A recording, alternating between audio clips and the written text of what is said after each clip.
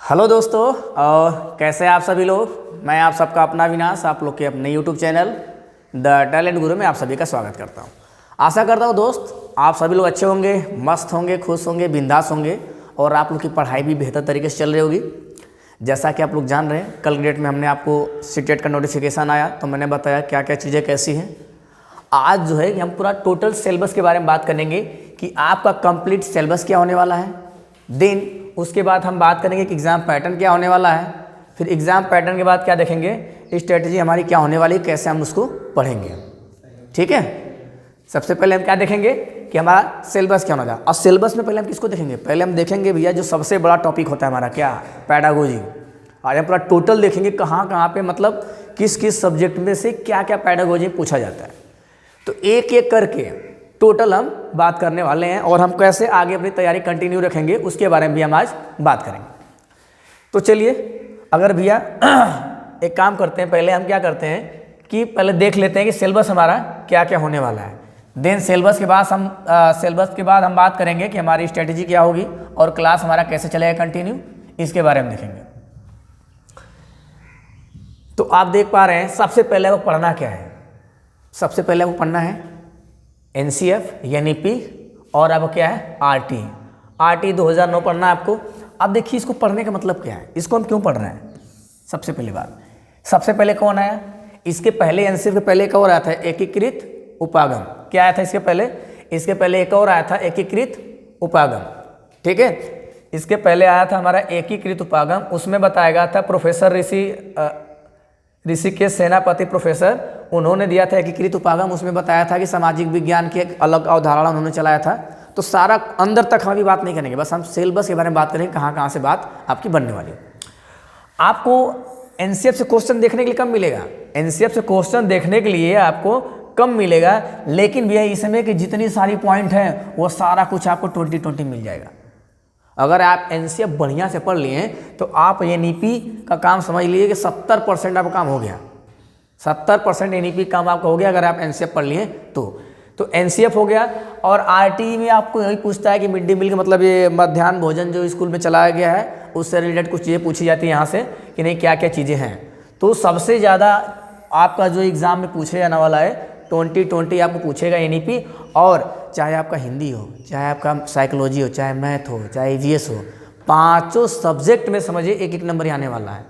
पांचों सब्जेक्ट में एक एक नंबर फिक्स है और उससे ज़्यादा आएगा, 5 से ज़्यादा आएगा। 5 से 7 हो सकता है लेकिन 5 से कम ये नहीं होने वाला है NEP। और जो NCF के जो क्वेश्चन होते हैं वो कहीं ना कहीं इसी में पुटअप हो जाते हैं, उसी के अंदर क्या करते हैं वो इसी के अंदर वो चीज़ को पूछ लेते हैं। तो पहले NCF, फिर RT 2009, फिर 2020, ये तीनों आपको कंपलसरी है इसलिए पढ़ना है क्योंकि आपको पांचों जो 5 सब्जेक्ट आपका है पांचों में आपको ये आने वाला है। हर सब्जेक्ट में एक एक क्वेश्चन यहाँ से आपको देखने के लिए मिलेगा। अगला देखिए हमारा क्या होने वाला है। अगला हम देख लेते हैं हिंदी शिक्षण। हिंदी शिक्षण भी आपको क्या क्या पूछने वाला है इसको देख लीजिए। हिंदी शिक्षण पहले आप देखेंगे कि यहाँ से आपको पहले पूछेगा क्या, भाषा अधिगम क्या होता है एवं अर्जन। मतलब आपसे ये पूछा जाएगा कि जो बच्चे हैं आपके स्कूल के, वो अधिगम मतलब होता है सीखना, कि वो कैसे सीख रहे हैं। ठीक है, अधिगम मतलब होता है सीखना और सिखाना। क्या होता है, सीखना और सिखाना। अधिगम मतलब सीखना हो जाएगा और सिखाना, सीखना और सिखाना आपका हो जाएगा शिक्षण। शिक्षण मतलब होता है सीखना और सिखाना। अधिगम मतलब होता है कि आप कैसे सीख रहे हैं। एक होता है मतलब अधिगम और एक होता है अर्जन। इसमें 2 चीज़ आपको बताई जाती है कि अधिगम में मतलब प्रयास करके सीखते हैं, अर्जन आने से हो जाता है। तो यहाँ से आपको 1 नंबर का आएगा क्वेश्चन आपका अधिगम एवं अर्जन, और ये बस केवल हिंदी में पूछेगा आपका, और हिंदी के साथ साथ आपका संस्कृत में पूछेगा। जो आपका लैंग्वेज होगा, चाहे आपकी इंग्लिश हो, चाहे आपकी हिंदी हो, चाहे आपकी संस्कृत हो, उसमें ये पूछेगा अधिगम एवं अर्जन कैसे होता है। दूसरा हमारा होगा भाषा कौशल। भाषा कौशल में आपको ये पूछा जाएगा जो सुबुपल्ली होता है, सुनना, लिखना, बोलना, पढ़ना, चार्ट होते कौशल। इन चारों कौशल के बारे में बात होगा कि भाषा कौशल कौन कौन से हैं। 4 हैं, आपको पता है। इन चारों का यूज कैसे कैसे होता है इसके बारे में यहाँ पे बात की जाएगी दूसरे टॉपिक में। तीसरा आपका होने वाला है शिक्षण सहायक सामग्री। बच्चा सीखना स्टार्ट किया, शुभोपल्ली सुन के, बोल के, पढ़ के, लिख के समझेगा, सीखेगा, वो बात हो गई।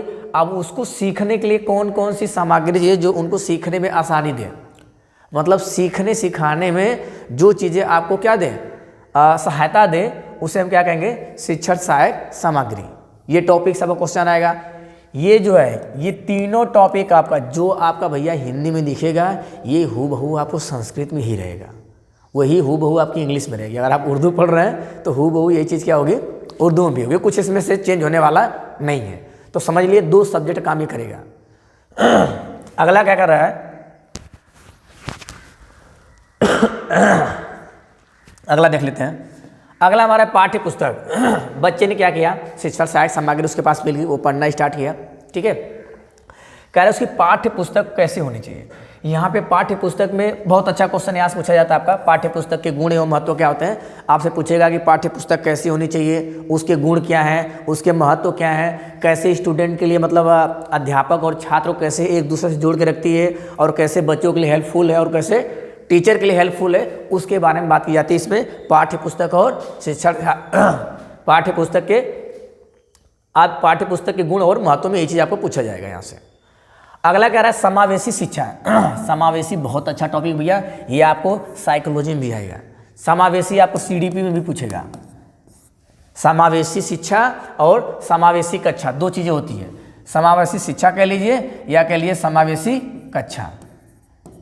इसको मैं आपको साइकोलॉजी भी पढ़ा दूंगा, ये आपको सीडीपी में मैं इसको पढ़ा दूंगा। साइकोलॉजी समावेशी शिक्षा क्या होता है और समावेशी कक्षा क्या होता है, इसके महत्व क्या होते हैं, इसकी विशेषता क्या होती है। यहाँ से क्वेश्चन हर बार देखने के लिए मिलता है, हर बार। अभी तक कोई ऐसा नहीं हुआ एग्जाम, मतलब जो सीटेट का कोई भी ऐसा स्टूडेंट है जिसमें यहाँ से क्वेश्चन ना आए। ये हिंदी संस्कृत जो भाषा वाला आपका जो पेपर है, चाहे हिंदी हो चाहे संस्कृत हो चाहे आप अंग्रेजी लिए हो, उसमें यहाँ से एक क्वेश्चन आपका 100% मिलता है। 100% मतलब बहुभाषिकता, बहुसांस्कृतिक, मतलब ये कह रहा है कि अगर आप किसी क्लास में हैं तो बहुत सारे जाति, धर्म, कह सकते हैं अदर स्टेट के लोग एक ही क्लास में आके पढ़ रहे हैं, तो वहाँ पे आपको क्या क्या परेशानी हो सकती है इसके बारे में बात करना है, और वहाँ बच्चों को क्या क्या लाभ हो सकता है इसके बारे में पढ़ना है। और ये टीचर के रिस्पेक्ट में भी पूछा जाएगा और छात्र के रिस्पेक्ट में, कि छात्र के लिए क्या है, क्या दिक्कतें आ रही हैं, क्या उनको फ़ायदा हो रहा है, और अध्यापक के बारे में पूछा जाएगा कि अध्यापक को यहाँ क्या लाभ मिल रहा है और क्या इनकी हानि हो रही है, इनको अलग से क्या मेहनत करना पड़ रहा है, इसके बारे में यहाँ पे बात की जाएगी बहुभाषिकता और बहुसांस्कृतिक में। अगला हमारा होने वाला है, जैसे बच्चे ने सीख लिया, सीखने के बाद अब बच्चे क्या करेंगे, आप उसका करेंगे मूल्यांकन। तो एक होता है मापन, एक होता है मूल्यांकन। मापन मूल्यांकन के जो भैया आपके हैं, मापन मूल्यांकन के बताना है आपको, मापन मूल्यांकन में अंतर क्या बताना है कि मापन मूल्यांकन का महत्व क्या है, मापन मूल्यांकन की आवश्यकता क्यों पड़ी, और मापन मूल्यांकन में अंतर क्या है। ठीक है ना, आपको महत्व इसका देखना पड़ेगा कि इसमें मापन क्यों किया जा रहा है, ताकि भैया बच्चे को जो हमने सिखाया, बच्चे को हमने जो भी सिखाया, जो भी हमने पढ़ाया, अब उसको हम चेक करेंगे ना कि लड़का कहाँ तक सीख पाया, वह स्टूडेंट, वह छात्र कहाँ तक सीख पाया है, इसका मापन करेंगे, इसका मूल्यांकन करेंगे हम। तो उससे पूछेगा कि छात्र के लिए कैसे हेल्पफुल है, अध्यापक के लिए कैसे हेल्पफुल है, और कैसे कैसे इसका मूल्यांकन किया जाता है, कैसे नहीं किया जाता है, इसके बारे में टोटल बात करना है। और ये आपका सब में पूछेगा, मतलब जो आप हिंदी में देख रहे हैं ना, हिंदी में जितनी सारी चीज़ें हैं शिक्षण की, एक तरह से आप एक काम करिए कि मैथ, मतलब हिंदी, गणित, साइकोलॉजी, मतलब अलग अलग शिक्षण को देखिए ही मत, शिक्षण को एक सब्जेक्ट समझिए। जो पैडागोजी है उसको आप केवल एक सब्जेक्ट समझिए, और सबको एक तरह से पूरा पढ़ डालिए।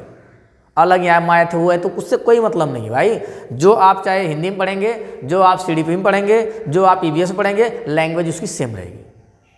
बस कुछ ही चीज़ें ऐसी होती हैं जो हिंदी का हिंदी में काम करता है और मैथ का मैथ में काम करता है, और बाकी सब मल्टीपल्स, मतलब सब में मिल के आते हैं सब क्वेश्चन। अगला हमारा क्या होने वाला है कि आप तो मापन और मूल्यांकन किए, तो मापन मूल्यांकन करने के बाद कुछ बच्चे सीख लिए और कुछ बच्चे भी सीख नहीं पाए। तो जो बच्चे सीख नहीं पाए क्या करेंगे, उनका निदानात्मक करेंगे, उनके कारणों का पता लगाएंगे, बच्चा क्यों नहीं सीख पाया जो चीज़ हमने सिखाया। ठीक है, फिर जब आप जान गए कि बच्चा इस वजह से नहीं सीख पाया, तो उसका उपचार करेंगे। क्या करेंगे, उपचार करेंगे कि आप इसमें क्या क्या उपचार किए जाएं। तो एक होता है निर्देश, एक क्या होता है निर्देश देना, और एक होता है परामर्श। क्या होता है? परामर्श। एक होता है निर्देश, एक होता है परामर्श। यहाँ निर्देशक भी कर सकते हैं, निर्देशनात्मक और परामर्श। इसमें क्या होता है कि निर्देश मतलब दिया जाता है बच्चे को कि तुम ये काम कर लो, ऐसे कर लो, इसके बाद जोड़ो, ये घटा दो, फिर इसके बाद आंसर आ जाएगा। और परामर्श में क्या होता है? हाथ पकड़ के उसको बताया जाता है, समझाया जाता है, बैठ के साथ में उसके कराया जाता है कि कैसे कैसे को क्वेश्चन सॉल्व हो रहा है। अब उसके बाद अच्छा, ये जो आपने किया था मापन और मूल्यांकन, जो आप अभी यहाँ पे किए मापन और मूल्यांकन, वो दो तरीके से करना है। एक होता है सतत, मतलब आपको लगातार करना है, और एक होता है व्यापक। व्यापक का मतलब, व्यापक को हम एक और नाम देते हैं भाई, लिख लीजिएगा आप लोग, क्या? योगात्मक। ठीक है ना? व्यापक या योगात्मक या सतत। सतत का मतलब होता है लगातार मूल्यांकन करते हैं, पढ़ाते समय बच्चे से कुछ पूछ लिए, क्लास खत्म होने के बाद पूछ लिए, आपने क्लास स्टार्ट किया तो जो आप कल पढ़ाए थे पहले वही चीज़ पूछ लिए, तो ये क्या हो जाएगा? सतत में आ जाएगा। हाफ ईयरली टेस्ट लीजिए, मंथली टेस्ट लीजिए। हाफ ईयरली में तो आप चले जाएंगे, व्यापक में फिर भी सही है, लेकिन आपको मंथली टेस्ट लेना है, साप्ताहिक टेस्ट लेना है, और डेली जो थोड़ा बहुत पूछ रहे हैं वो सब किस में आ जाएगा? सतत मतलब होता है लगातार। व्यापक मतलब आप होता है साल के अंत में, जो साल के अंत में जो आपका एनुअल एग्जाम होता है वो किस में आ जाएगा? व्यापक में। तो बताना, इसमें आपको ये पूछेगा कि सतत मूल्यांकन से क्या लाभ है, ठीक है, व्यापक मूल्यांकन से क्या लाभ है, फिर इन दोनों के हानि के बारे में पूछेगा, फिर इन दोनों में महत्व क्या है, इसका यूज क्यों किया जाता है, इसका यूज क्यों नहीं किया जाता है, ऐसे करके आप दोनों का डिफरेंस भी पूछेगा कि इन दोनों में अंतर क्या है। ये भी तो मूल्यांकन कर रहा है और ये भी मूल्यांकन कर रहा है, लेकिन दोनों के मूल्यांकन में डिफरेंस क्या है, इसके बारे में क्या करेगा? बात करना है यहाँ पे। ये आपका हिंदी हो गया, ये लगभग 15 नंबर का आपका आता है हिंदी से, लेकिन इसमें जितने भी सारे टॉपिक हमने बताया सब आपका कॉमन है। बस आपका यही अधिगम अर्जन, मतलब कोई ऐसा टॉपिक इसमें से नहीं है जो और सब्जेक्ट में ना है। क्वेश्चन हर जगह से आते हैं, फालतू में अलग अलग बांट के रखा गया बस इधर का उधर, उधर का। बस हमारे हिसाब से अगर चलेंगे भैया तो मैं तो ये कहूँगा कि बस मैथ का जो है अलग पढ़ लीजिएगा और बाकी सबकी पेडागोजी एक साथ पढ़ लीजिए। वो भी मैथ में केवल 2-4 टॉपिक ऐसी हैं जो केवल मैथ में काम आती हैं, और बाकी तो सब में सेम है। इसमें देखिए क्या है, गणित में क्या क्या होने वाला आपका। गणित में क्या होने वाला है? गणित में आपका दे रहा है कि गणित भाषा के महत्व और उद्देश्य, मतलब गणित क्यों पढ़ना है, बच्चों को गणित क्यों पढ़ाया जाए, इसके बारे में आपको बताना पड़ेगा। गणित भाषा के महत्व एवं उद्देश्य, इसका महत्व क्या है दैनिक जीवन बच्चे के, और इसका उद्देश्य क्या है गणित पढ़ाने का, इसके बारे में इसमें बात की जाएगी।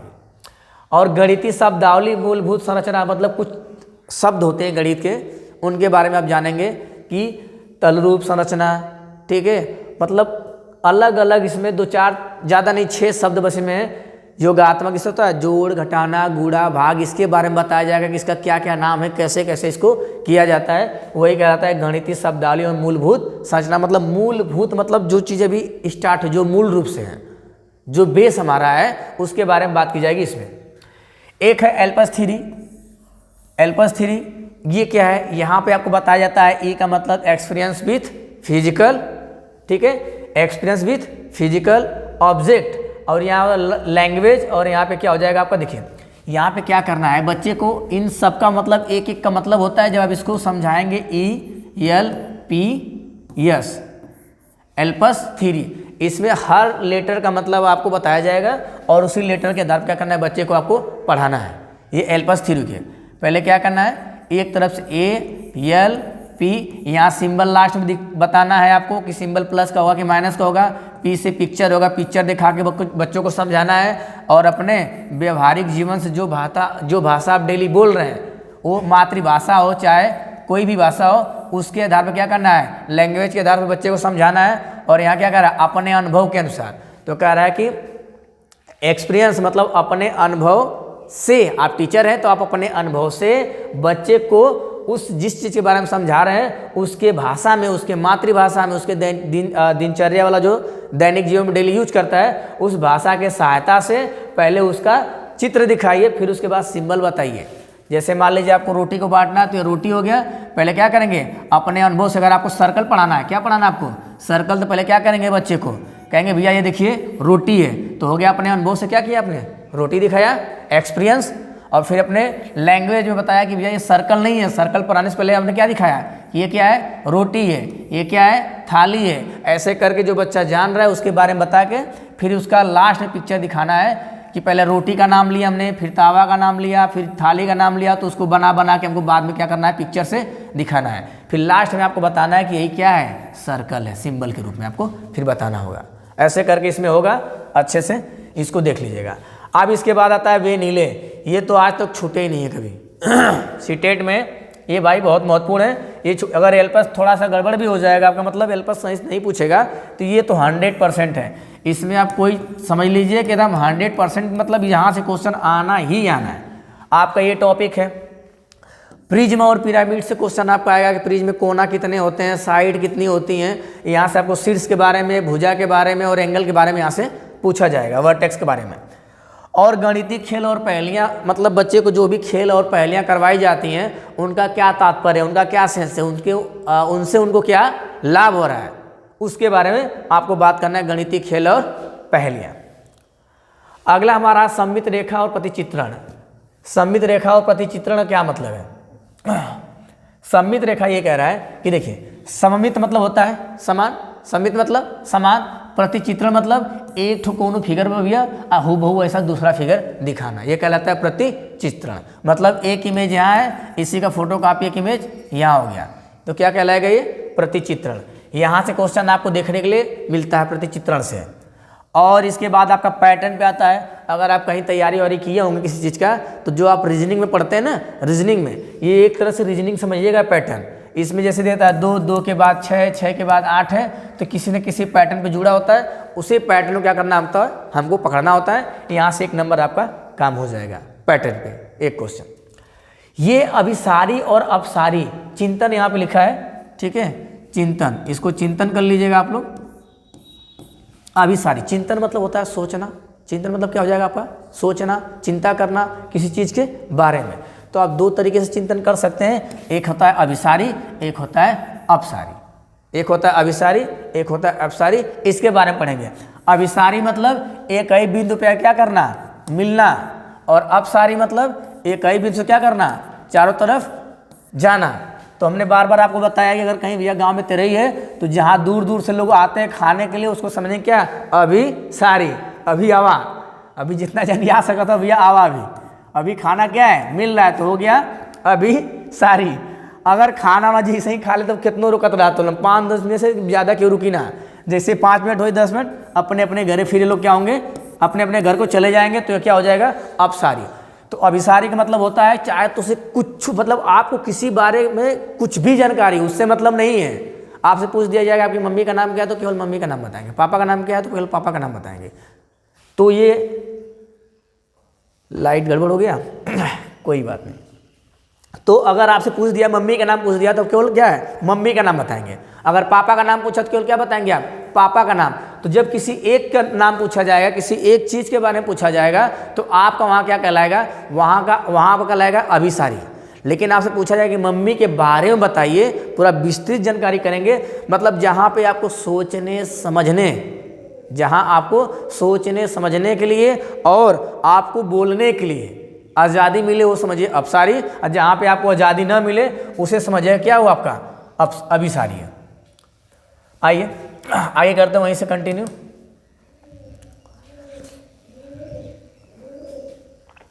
देखिए, तो अभिसारी समझ में आ गया। छोटे शब्दों में किसी का आंसर देना अभिसारी, खूब बढ़ा चढ़ा के लंबे में देना आंसर क्या हो जाएगा, अपसारी। इसमें बहुत सारे क्वेश्चन आते हैं। यहाँ से जो आपका अभिसारी अपसारी से हर टॉपिक में आएगा, मतलब जो भी मैं बता रहा हूँ आप ये मत समझिए कि इसका इसी में आएगा, अदर जगह भी इसका यूज है। मतलब शिक्षण ऐसा है कि सब में मिल के चल रहा है, इस बात को याद रखिए। कुछ ही टॉपिक ऐसे हैं जो मैथ का मैथ में पूछेगा और हिंदी का हिंदी में। आगमन विधि देखिए क्या होता है, और निगमन विधि, इसके बारे में आपसे बात की जाएगी। विश्लेषण और संश्लेषण। विश्लेषण मतलब टुकड़ों में, किसी चीज़ को टुकड़ों में सीखना, और संश्लेषण मतलब किसी चीज़ का जुड़ा हुआ। अगर यहाँ पे संश्लेषण ले लें, विश्लेषण, तो लिख लेना बाइक का पार्ट, क्या होगा, बाइक का पार्ट, और इसका क्या कर देंगे बस केवल बाइक। तो ऐसे हो जाएगा आपका। शिक्षण सहायक सामग्री में मैथ की शिक्षण सहायक सामग्री अलग होती है और हिंदी की शिक्षण सहायक सामग्री अलग होती है। इन्हीं दोनों को आपको ध्यान देना है। मैथ का जो शिक्षण सहायक सामग्री है ये केवल इसी में काम करेगा। इसमें कुछ टॉपिक और है, देखिए और क्या है उसको देख लीजिए। यहाँ आप लोग थोड़ा सा लिख लीजिएगा।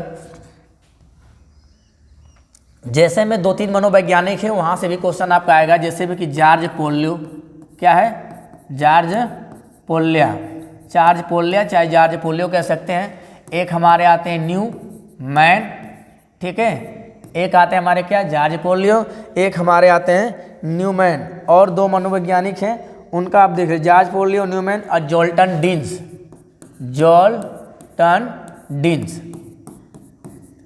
ये नए मनोवैज्ञानिक आए हुए हैं जब से आपका ऑनलाइन मोड में पेपर होने लगा है, तब से ये नए नए 3 मनोवैज्ञानिक आपको देखने के लिए मिलेंगे, जॉर्ज पोलियो, न्यूमैन और जोल्टन डीन्स।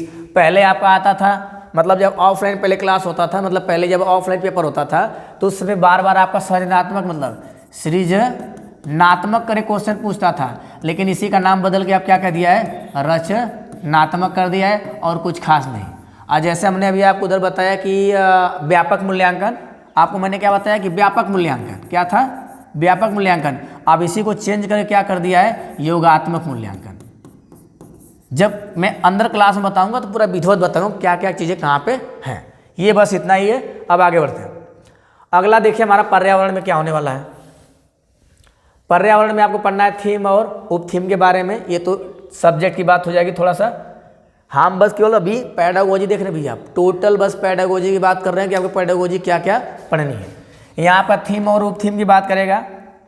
शिक्षण प्रणाली क्या क्या होती है उसके बारे में, शिक्षण विधियाँ और सूत्र क्या होते हैं, और शिक्षण सिद्धांत क्या होते हैं। अब पर्यावरण के 5 ई कौन कौन सा है, 5 ई मतलब किन किन चीज़ों से, मतलब पर्यावरण कैसे कैसे होता है। पर्यावरण जैसे कि एनसीएफ क्या कहता है कि बच्चे को जो भी सिखाना है उनके क्या है, बाहरी जीवन से जुड़ के सिखाना है और उनको क्या करना है, सरोकार बनाना है। तो इसके 5 ई है, यहाँ से क्वेश्चन आपका बनता है। ये टोटल आपका था क्या, ये टोटल आपका पेडागोजी सेक्शन है। आप जो इसमें सब्जेक्ट नहीं दिख रहा है उसमें आप ये मत समझिएगा कि नहीं इसमें तो है ही नहीं, तो मतलब जैसे लग रहा होगा आपको देखने में, लग रहा होगा कि ये इसमें बस 1 2 3 4 5 ही टॉपिक है। 5 ही टॉपिक नहीं भैया, जो आप हिंदी में ऊपर देखें ना, जो आप हिंदी में देखें वो और ये सब मिक्स चल रहा है। ये नीपी तो कॉमन था, आप लोगों ने इसमें देखा, तो इसमें देखो आगमन विधि, जो आगमन विधि होती है, आगमन विधि, निगमन विधि, संश्लेषण विधि, विश्लेषण विधि, ये कुल है ने पूछी। आपका हिंदी में भी आगमन विधि पूछेगा, आपका मैथ में भी आगमन विधि पूछेगा, आपका साइकोलॉजी में भी आगमन विधि पूछेगा। और मतलब ये जो शिक्षण सूत्र होते हैं और जो शिक्षण विधियाँ होती हैं ये कॉमन है, सब में पूछेगा। इसलिए जब भी मैं पढ़ाऊंगा, अगर मैं यहाँ पे पढ़ाऊँ आपको कि आगमन विधि और निगमन विधि क्या है, अभिसारी और अपसारी क्या है, विश्लेषण और संश्लेषण, तो ये सबका टॉपिक है। ये मत सोचिए केवल मैथ का टॉपिक है, ये सबका टॉपिक है। ये आपका हर सब्जेक्ट में 5 में 5 में आएगा, अभिसारी अपसारी। जब मैं इस टॉपिक को कराऊंगा, इससे रिलेटेड जब आपको मैं क्वेश्चन दिखाऊंगा प्रीवियस ईयर के, तब आपको समझ में आ जाएगा कि नहीं ये बस यहाँ पे बस मैं लिया हूँ इसलिए कि मतलब इसमें डाल दिया हूँ क्योंकि मैथ से थोड़ा सा आसान हो जाएगा आपको चीज़ें समझना। तो मुझे लगता है आप लोग का ये क्लियर हो गया होगा। ये आज आप लोगों को पूरा पेडागोजी का था कि पेडागोजी में क्या क्या चीज़ें कैसे कैसे। कल के डेट में फिर हम क्या करेंगे, सब्जेक्ट के बारे में बात करेंगे कि हर सब्जेक्ट में कहाँ से कितने कितने क्वेश्चन और किस किस टॉपिक से आते हैं। ठीक है, आज पूरा पेडागोजी हमारी कंप्लीट। तो आशा करता हूँ दोस्त चीज़ें आप लोग को समझ में आई होंगी। ठीक है, अगर ये चीज़ें समझ में आई हो तो ज़्यादा से ज़्यादा लोगों को शेयर करें, वीडियो को लाइक करें, चैनल को सब्सक्राइब करें और आप लोग कमेंट जरूर करिएगा। कमेंट करने से ऐसा होगा कि मुझे ये पता चलेगा कि नहीं चीज़ें आपको समझ में आ रही हैं कि नहीं। अगर चीज़ें समझ में आ रही हैं तो कमेंट आप जरूर करिए कि नहीं सर क्लास को कंटिन्यू करिए। और आज से आप लोग की क्लास कंटिन्यू चलेगी। जितना मैंने टॉपिक बताया, एक एक टॉपिक एकदम बारी बारी टॉपिक वाइज पढ़ते जाएंगे और हर टॉपिक के ऊपर क्या करेंगे, हम प्रैक्टिस करेंगे। और कौन सा, कोई भी क्वेश्चन अपने से बना के मैं नहीं लाऊंगा। जो आपका प्रीवियस क्वेश्चन पूछा गया है हूबहू एकदम सेम वही क्वेश्चन रहेगा। मैं डेट भी मेंशन कर दूंगा। अगर आपको लगे नहीं सर क्वेश्चन अपने से बना के लाए हैं तो आप उस डेट का जाके पेपर भी देख सकते हैं। चलिए, तो ज़्यादा बात ना करते हुए वीडियो को ही समाप्त करते हैं। फिर मिलते हैं आपसे कल, तब तक के लिए धन्यवाद।